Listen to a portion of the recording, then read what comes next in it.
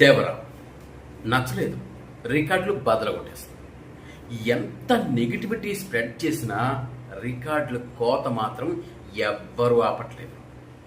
దేవర ఒక్కసారి థియేటర్లోకి వచ్చిన తర్వాత ఎంతమంది ఏం చేసినా సినిమా అలా వెళుతూనే ఉంది. ఈ సినిమాకు వచ్చినంత నెగిటివిటీ ప్రచారం ఏ సినిమాకు కూడా రావట్లేదు. ఆచార్యతో దీన్ని పోలిస్తూ ఎంత నెగిటివిటీ స్ప్రెడ్ చేసినా సినిమా కలెక్షన్లను మాత్రం ఆపలేకపోయారు. వాళ్ళ వల్ల ఆగిన వాళ్ళు కొంతమంది అయితే అసలు నిజంగా ఎలా ఉందని చూడటానికి వచ్చే వాళ్ళు చాలామంది ఉన్నారు.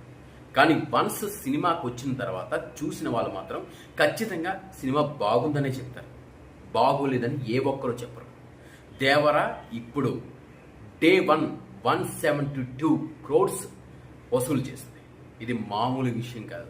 సింగిల్గా వచ్చి సింహాసనం మీద కూర్చున్నాడు దేవర.